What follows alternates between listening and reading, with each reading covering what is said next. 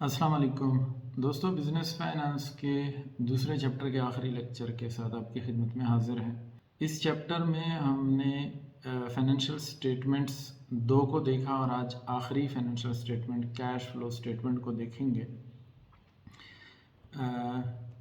पीछे हमने जो पिछला लेक्चर था उसमें हमने इनकम स्टेटमेंट को देखा कि इनकम स्टेटमेंट है क्या और उसके कंपोनेंट्स क्या क्या हैं, क्या क्या चीज़ें हम इनकम स्टेटमेंट में रिपोर्ट करते हैं और इनकम स्टेटमेंट एक टिपिकल इनकम स्टेटमेंट की शक्ल कैसे होती है, कैसे नज़र आता है।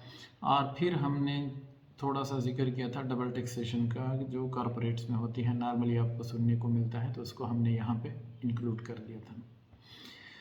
आज का जो हमारा टॉपिक है वो कैश फ्लो स्टेटमेंट के बारे में है। कैश फ्लो स्टेटमेंट जो है एक बहुत ही इम्पॉर्टेंट स्टेटमेंट है और नॉर्मली स्टूडेंट्स को मसला होता है ये प्रिपेयर करने में। डायरेक्ट और इनडायरेक्ट दो मेथड्स होते हैं, उसमें कन्फ्यूजन हो जाती है। तो आज हम कैश फ्लो स्टेटमेंट के बारे में बात करेंगे कि कैश फ्लो स्टेटमेंट जो है वो है क्या, कैश फ्लो स्टेटमेंट आप तैयार कैसे करेंगे, इसके कौन कौन से दो मेथड हैं, जो डायरेक्ट और इनडायरेक्ट मेथड है उसके बारे में बात करेंगे। और कैश फ्लो स्टेटमेंट की इम्पोर्टेंस क्या है, जब हमारे पास इनकम स्टेटमेंट भी है, बैलेंस शीट भी है, तो फिर कैश फ्लो स्टेटमेंट की ज़रूरत क्यों पेश आती है, इसकी अहमियत क्या है।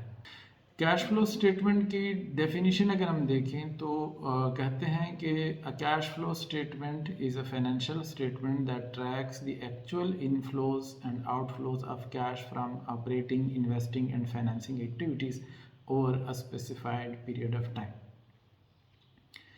अब पहली बात तो ये जहन में रखिए कि कैश फ्लो स्टेटमेंट भी इनकम स्टेटमेंट की तरह एक स्पेसिफाइड पीरियड ऑफ टाइम को रिप्रेजेंट करता है। एक और पीरियड ऑफ टाइम जो ट्रांजैक्शन हुई हैं कि लेट्स सपोज अगर फर्स्ट क्वार्टर का है तो कैलेंडर ईयर का तो 1 जनवरी टू 31 मार्च, अगर सेकंड क्वार्टर का है तो 1 अप्रैल टू 30 जून, अगर पूरे साल का है तो 1 जनवरी टू 31 दिसंबर।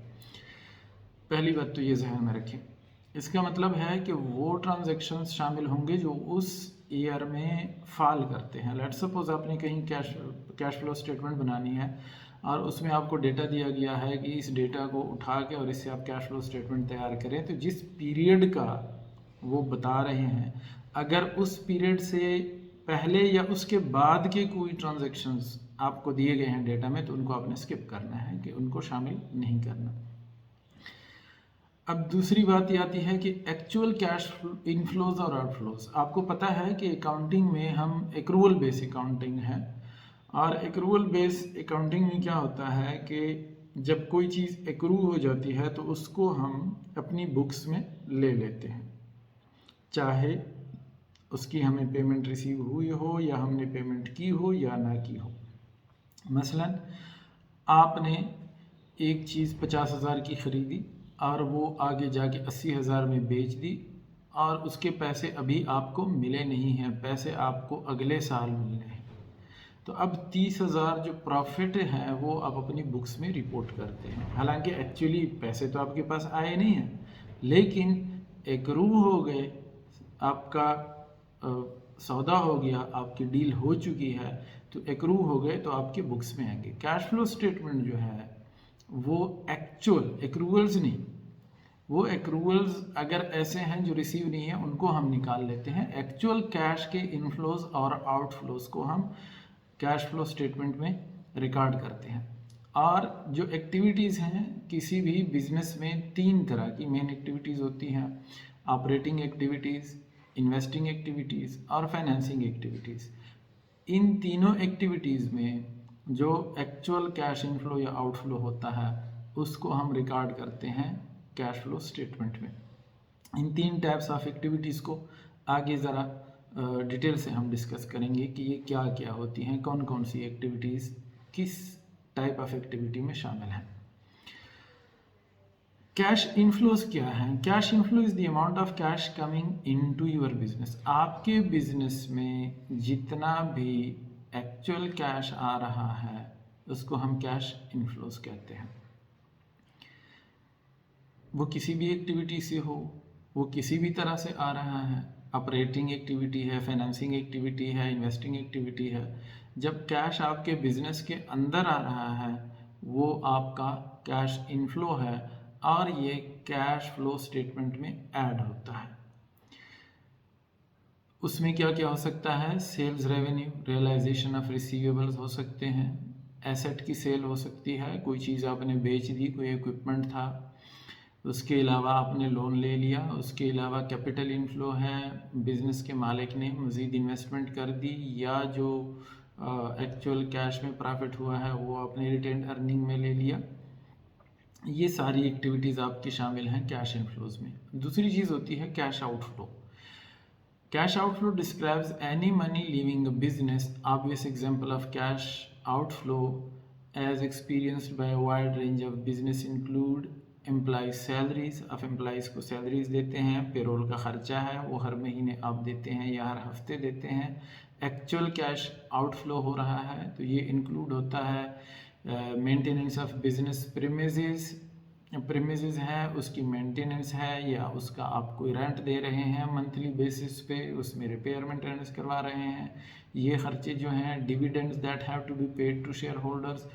डिविडेंड्स अगर आप पे करते हैं, कैश डिविडेंड पे करते हैं तो वो कैश आउटफ्लो है। और उसके बाद आपके टैक्सेस वगैरह होते हैं, इंटरेस्ट होता है, बहुत सारे ऐसे खर्चे होते हैं जिनको आगे जाके थोड़ा सा हम एक्सप्लेन करेंगे। तो ये सारी चीज़ें आपकी कैश आउटफ्लोज में शामिल होती हैं।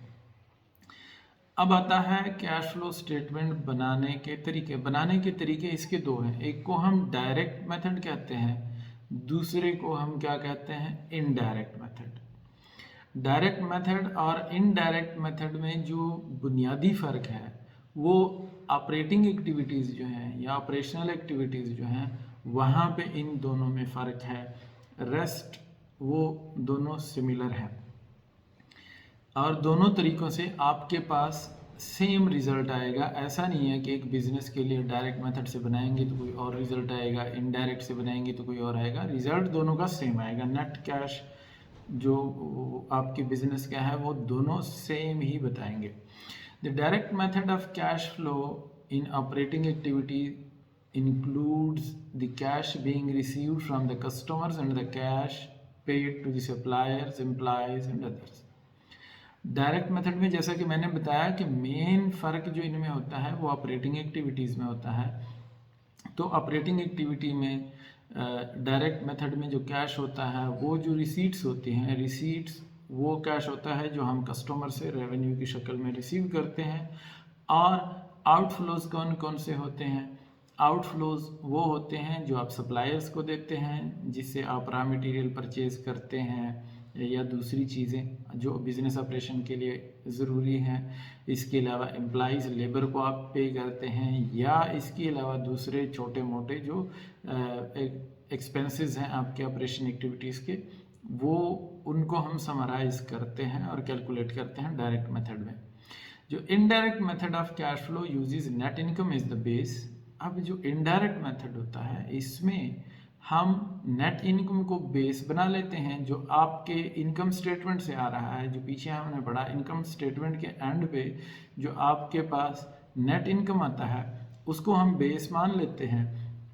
और फिर ऑपरेशनल जो एक्टिविटीज़ हैं उसमें जितने नॉन कैश चीज़ों को आपने उसका हिस्सा बनाया हुआ है उसको माइनस कर लेते हैं हम नेट इनकम में से, और जितने एक्चुअल कैश की चीज़ें हैं उनको हम ऐड कर देते हैं। इनडायरेक्ट मेथड का जो कैश फ्लो स्टेटमेंट है वो बन जाता है। इसके बाद जो बाकी दो एक्टिविटीज़ हैं वो सिमिलर होती हैं दोनों में। अब आते हैं ये जो तीन एक्टिविटीज़ हमने कहा कि ऑपरेशनल एक्टिविटीज़, और दूसरा हमने कहा कि इन्वेस्टमेंट एक्टिविटीज़, और तीसरा फाइनेंसिंग एक्टिविटीज़। ये क्या है? ऑपरेशनल एक्टिविटीज़ जैसा कि नाम से ज़ाहिर है, बिज़नेस को ऑपरेट करने के दौरान जो आपके ख़र्चे होते हैं उस बिज़नेस को चलाने के लिए, रूटीन में चलाने के लिए, वो आपकी ऑपरेशनल एक्टिविटीज़ है। मसलन कोई बिज़नेस है, लेट्स सपोज मैन्युफैक्चरिंग बिज़नेस है। अब ऑपरेशनल एक्टिविटीज़ में क्या है कि कोई चीज़ बनाने के लिए सबसे पहले आपको मटेरियल चाहिए या रॉ मटेरियल चाहिए। रॉ मटेरियल की परचेज़ जो है ये ऑपरेशनल एक्टिविटीज़ हैं।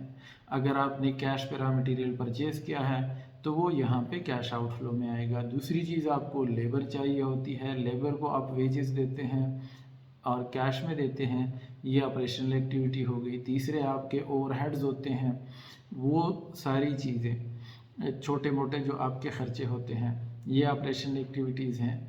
ये आपके कैश फ्लोज में जो है वो आउटफ्लोज में रिकॉर्ड होते हैं। उसके बाद अब चीज़ आपकी बन गई है, उस चीज़ को जब आप मार्केट में सेल करते हैं तो दो तरह की सेल्स होती हैं। एक आपकी कैश सेल्स होती हैं, दूसरी आपकी क्रेडिट सेल्स होती हैं। तो जितनी भी कैश सेल्स हैं, कैश सेल्स जो हैं वो आपके ऑपरेशनल एक्टिविटीज़ में कैश में ऐड होंगी, वो आपके रेवेन्यूज़ होंगे। तमाम वो एक्टिविटीज़ जो एक बिज़नेस में रूटीन में आप परफॉर्म करते हैं टू रन द बिज़नेस, ये आपकी ऑपरेशनल एक्टिविटीज़ हैं। दूसरी एक्टिविटीज़ आपकी आती हैं इन्वेस्टमेंट एक्टिविटीज़।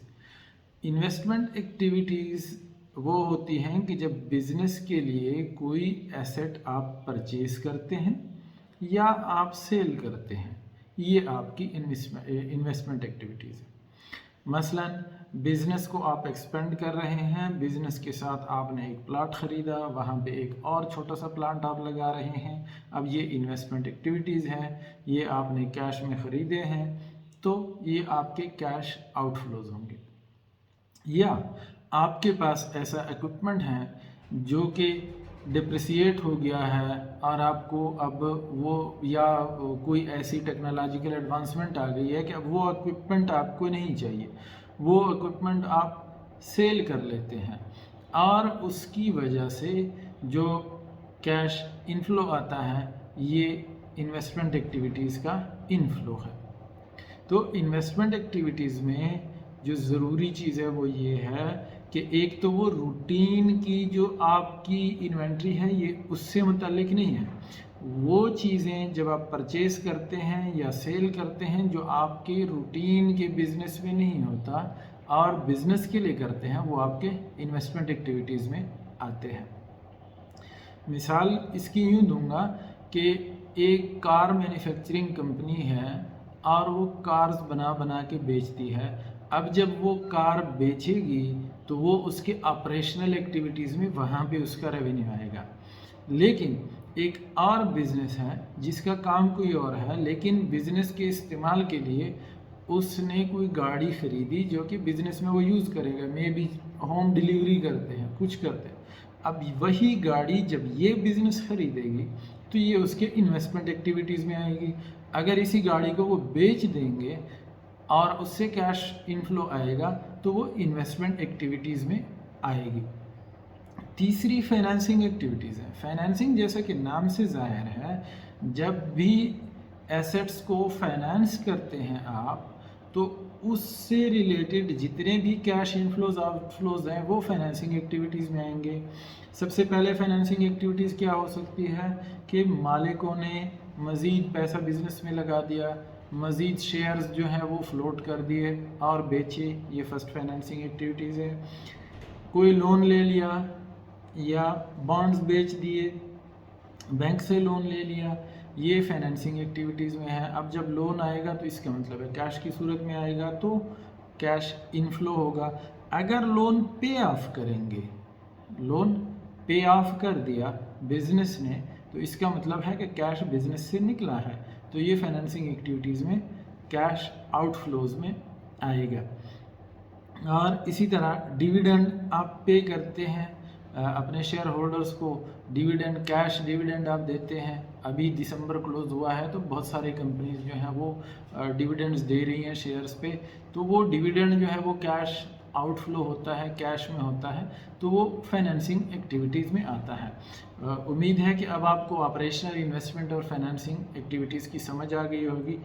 अब हम डायरेक्ट मेथड से कैश फ्लो स्टेटमेंट जो है वो कैसे बनती है उसको एक नज़र देखते हैं। शायद प्रैक्टिकली जब आप बनाएं वो इतना सिंपल ना हो, लेकिन आपने दो चीज़ें अगर आप याद रखेंगे तो कैश फ्लो स्टेटमेंट आपके लिए बनाना मसला नहीं होगा।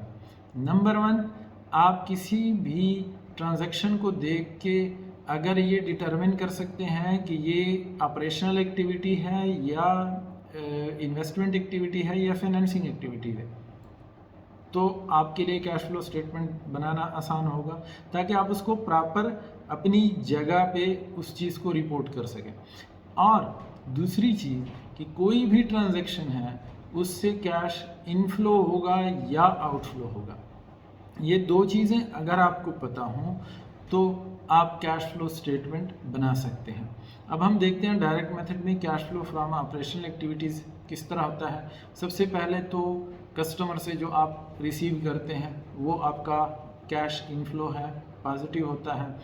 फिर उसके बाद सप्लायर्स को आप पेमेंट करते हैं, कैश आउटफ्लो है, ये माइनस होगा, नेगेटिव होगा। फिर cash paid to the employees, आप पेरोल वेजेस पे करते हैं, आउटफ्लो होगा।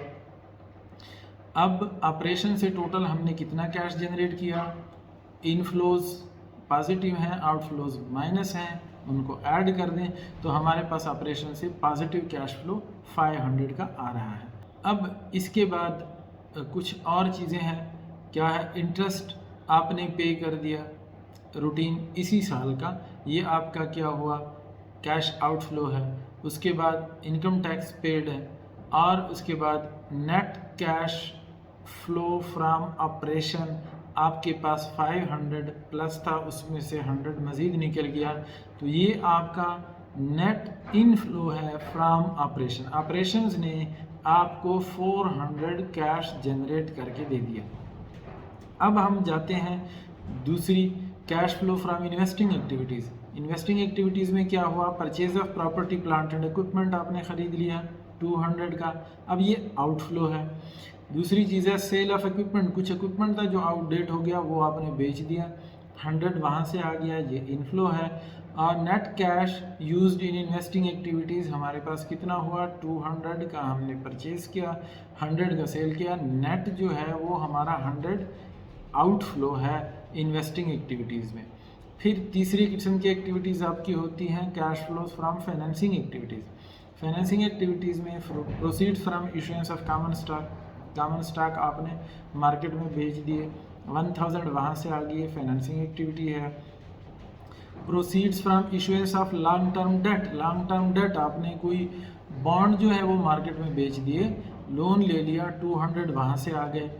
उसके बाद principal payment under capital lease obligation, आपका कोई लीज था, कैपिटल लीज था जिसकी पेमेंट ड्यू हो गई, 300 आपने पेमेंट कर दी, ये आउटफ्लो हो गया। और उसके बाद डिविडेंड आपने पे किए 100 के, ये भी आउटफ्लो हो गया। Net cash flow from financing activities आपके पास 800 आ गया, कि जितने इनफ्लोज थे उनको हमने पॉजिटिव रखा, जितने आउटफ्लोज थे उनको हमने नेगेटिव रखा, तो 800 हमारे पास नेट इनफ्लो है। अब अच्छा, ये इस तरह अलग-अलग नहीं बनते, ये चूँकि अब यहाँ पे मेरी मजबूरी है, पूरा लंबा आ नहीं सकता कैश फ्लो स्टेटमेंट, आपने सीधा कंटिन्यूसली बनाना है, ऐसा ना हो कि अलग-अलग टुकड़ों में आपने बनाना। तो अब इसके एंड पे जो हमारे पास समरी बनती है net cash flows for the period, तो उसमें net cash flows from operation 400 positive था, net cash used in investing activities वो 100 नेगेटिव था, और net cash flows from financing activities 800 positive था। तो net increase in cash and cash equivalents जो हमारे पास ओवरऑल बिजनेस में हुआ वो 1100 पॉजिटिव कैश इनफ्लो है हमारे पास। साल के बिगिनिंग में आपके पास 700 थे, तो cash and cash equivalent at the and आपके पास कितने होने चाहिए, 1800। कि इस साल के नेट इनफ्लो 1100 है, इस साल के शुरू में 700 था, तो आपके पास net cash and cash equivalent at the end of the period 1800 आ गया। ये था डायरेक्ट मेथड से कैश फ्लो स्टेटमेंट बनाने का तरीका।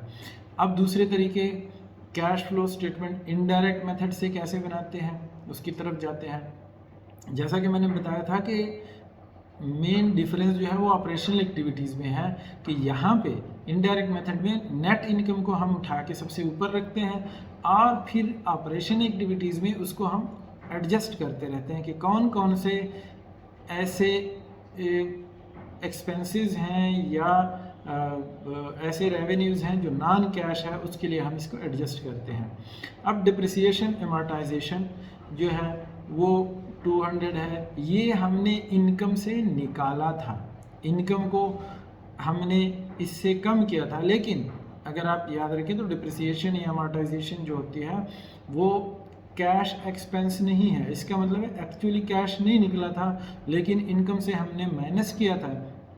चूँकि कैश नहीं निकला, हम दोबारा उसको नेट इनकम में ऐड कर लेते हैं कि ये कैश एक्सपेंस तो था लेकिन कैश बिजनेस के अंदर रहा।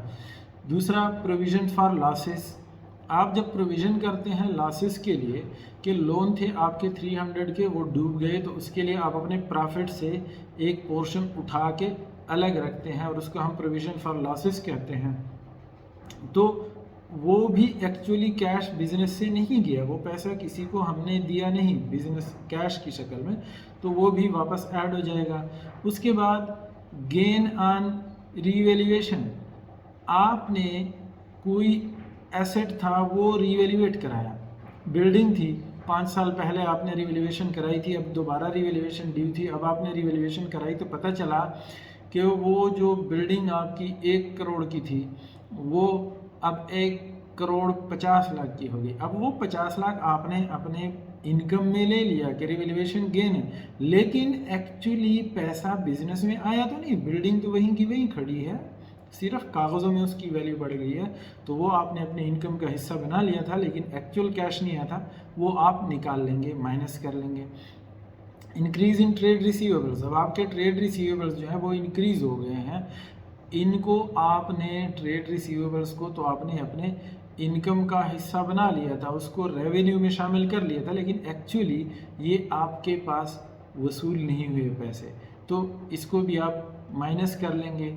उसके बाद डिक्रीज इन इन्वेंट्रीज, इन्वेंट्रीज आपकी कम हो गई, तो इन्वेंट्रीज अगर कम हो गई इसका मतलब है किधर गई, वो कैश में कन्वर्ट हो गई या फिनिश्ड गुड में कन्वर्ट होके फिर कैश में कन्वर्ट हो गई, तो उसको आप ऐड करेंगे, पॉजिटिव होगा। Decrease in trade payables, trade payable थे आपके ज़िम्मे 400 थे जो कि अब नहीं हैं, जब नहीं है तो किधर गए, आपने पे ऑफ कर दिए, इसका मतलब है कैश निकला है, तो वो आप माइनस कर लेंगे, this is a cash outflow. और फिर net cash generated from operations, ये आपके पास आ गया 1050। तो इनडायरेक्ट मेथड में आप इनकम से शुरू होते हैं और उसमें इनकम को कैलकुलेट करने में जितने भी नॉन कैश चीज़ें हैं वो आप एडजस्ट कर लेंगे, ये आपके पास net cash generated from operations ये आ जाएगा। बाकी इन्वेस्टमेंट और फाइनेंसिंग एक्टिविटीज़ जो है वो उसी तरह जिस तरह हम डायरेक्ट मेथड में करते हैं वो कैलकुलेट करके और फिर तीनों कैश फ्लोज को ऐड कर लेंगे, तो ये आपके पास टोटल कैश फ्लो आ जाएगा बिजनेस का। अब इम्पॉर्टेंस क्या है कैश फ्लो स्टेटमेंट की? सबसे पहले तो ये आपको ऑर्गेनाइजेशन के स्पेंडिंग एक्टिविटीज़ के इंसाइट देता है कि आप स्पेंड कैसे करते हैं, कैश में स्पेंड करते हैं या क्रेडिट में स्पेंड करते हैं और एक साल के दौरान कितना करते हैं। दूसरा, शॉर्ट टर्म प्लानिंग में ये आपको मदद करता है क्योंकि आपको एक्चुअल कैश पोजीशन पता होती है बिजनेस के, तो शॉर्ट टर्म में आप क्या चीज़ ले सकते हैं, क्या नहीं ले सकते, क्या लेना चाहिए, क्या नहीं लेना चाहिए, शॉर्ट टर्म प्लानिंग में कैश फ्लो स्टेटमेंट जो है वो आपको बहुत मदद करता है। उसके बाद कैश प्लानिंग के जो रिज़ल्ट आए हैं, आपने कैश प्लान किया था at the start of the business, eight the end of the business year, जब आप कैश फ्लो स्टेटमेंट बनाते हैं तो उससे आपको पता चल जाता है कि आपका प्लान कितना सक्सेसफुल था, क्या आप अपने जो रेशोज़ हैं, करंट रेशोज़ हैं, उनको मेंटेन कर पाए हैं या नहीं कर पाए। उसके बाद ability to increase cash inflows, अब जब आपके सामने पूरा आपने डायसेक्शन कर लिया अपने बिजनेस का, आपको पता चल गया मेरी कहाँ कैश इनफ्लोज हैं, कहाँ आउटफ्लोज हैं, तो आप अपने कैश इनफ्लोज बढ़ा सकते हैं, अपने कैश आउटफ्लोज जो हैं वो घटा सकते हैं अगर कैश फ्लो स्टेटमेंट आपके सामने हो। नेक्स्ट ईयर के लिए ज़ाहिर है ये पीरियड जो है ये तो वैसे क्लोज हो गया, नेक्स्ट पीरियड के लिए आप इनको कंट्रोल कर सकते हैं, क्योंकि आपको अपने वीकनेसेस नज़र आ जाती हैं या स्ट्रेंथ नज़र आ जाते हैं कि कहाँ हमारी स्ट्रेंथ है, किसको हम मज़ीद बढ़ा सकते हैं। कैश बैलेंसेस के बारे में आपको इम्प्रूव नॉलेज होता है बिज़नेस में। जब भी आपको अपनी लिक्विडिटी का अच्छी तरह से अंदाज़ा होता है, आप अपने बिज़नेस में बहुत अच्छे कैलकुलेटेड और नॉलेज बेस्ड डिसीजन ले सकते हैं। आप अंधेरे में डिसीजन नहीं लेते जब आपकी कैश फ्लो स्टेटमेंट बनी हुई होती है और आपके पास पिक्चर क्लियर होती है। और वर्किंग कैपिटल का एनालिसिस आप कर सकते हैं। कैश फ्लो स्टेटमेंट में आपको पता चलता है कि कितना कैश जो है वो आपका ब्लॉक्ड है वर्किंग कैपिटल में, जिसमें स्पेशली आपकी इन्वेंट्री जो है, रॉ मटेरियल वगैरह हैं, और उनको कितने अच्छे तरीके से आप मैनेज कर सकते हैं, ये कैश फ्लो स्टेटमेंट की मदद से आपको पता चलता है। और फिर लॉन्ग टर्म प्लानिंग जो है वो भी, अब लेट्स सपोज आपने एक बिज़नेस को एक्सपेंड करना है और आप क्या करते हैं कि आप एक जगह लेते हैं लीज़ पे मशीनरी लेते हैं, और लीज़ की जो पेमेंट है वो आप कर पाएंगे अगले साल या नहीं, ये आपको कहाँ से पता चलेगा? ये आपको कैश फ्लो स्टेटमेंट से पता चलेगा कि आप सालाना जो इंस्टॉलमेंट देंगे, बज़ाहिर इनकम स्टेटमेंट हो सकता है आपको बहुत ज़्यादा प्रॉफिट दिखाए, लेकिन कैश फ्लो स्टेटमेंट आपको बताएगा कि आप उसकी इंस्टॉलमेंट लीज़ की पे करने काबिल होंगे या नहीं होंगे। तो ये सारी इन्फॉर्मेशन जो है ये हमें कैश फ्लो स्टेटमेंट देती है। बिजनेस के एक्चुअल जो कैश का सर्कल है वो हमें कैश फ्लो स्टेटमेंट बताता है। और उसके बाद क्राइसिस मैनेजमेंट, ज़ाहिर है अगर कोई क्राइसिस आता है तो कैश फ्लो स्टेटमेंट जो है वो आपको पहले से तैयार करता है क्राइसिस के लिए, कि क्राइसिस को आपने डील कैसे करना है, कहाँ कहाँ आपके बिजनेस में जगह हैं जहाँ से आप कैश फ्लोज बढ़ा सकते हैं, इनफ्लोज बढ़ा सकते हैं, और कहाँ कहाँ पे आप आउटफ्लोज कम कर सकते हैं। तो ये कुछ पार्ट इम्पॉर्टेंसेस हैं कैश फ्लो स्टेटमेंट की बिजनेस में। जो हमारा अगला लेक्चर है वो अब चैप्टर 3 हमारा शुरू होगा। चैप्टर 3 में एनालाइजिंग द फाइनेंशियल स्टेटमेंट्स। अब हम एनालिसिस की तरफ जाएंगे। ये जो फाइनेंशियल स्टेटमेंट्स की हमने बात की, बैलेंस शीट, इनकम स्टेटमेंट और कैश फ्लो स्टेटमेंट, अब हम इनका एनालिसिस करेंगे। एनालिसिस के बहुत सारे तरीके हैं, हॉरिजॉन्टल मेथड है, वर्टिकल मेथड है जो फाइनेंशियल स्टेटमेंट के, और उसके बाद रेशो एनालिसिस है। और इसमें जो सबसे इम्पॉर्टेंट चीज़ है वो एनालिसिस करना इतना इम्पॉर्टेंट नहीं है। एक्सेल में डेटा डालें, फार्मूला लगाएं, एनालिसिस तो वो भी कर देगा, उन फिगर्स को इंटरप्रेट कैसे करना है ये बहुत इम्पॉर्टेंट होता है। तो यहाँ पे हमारा जो चैप्टर 2 है वो कंक्लूड होता है, और अगली मुलाकात में इंशाल्लाह हम चैप्टर 3 पे बात करेंगे। बहुत शुक्रिया देखने का। अगर चैनल सब्सक्राइब नहीं किया तो चैनल सब्सक्राइब कीजिए, वीडियो को लाइक कीजिए, शेयर कीजिए और कमेंट्स में अपनी राय ज़रूर दीजिए। Thank you so much.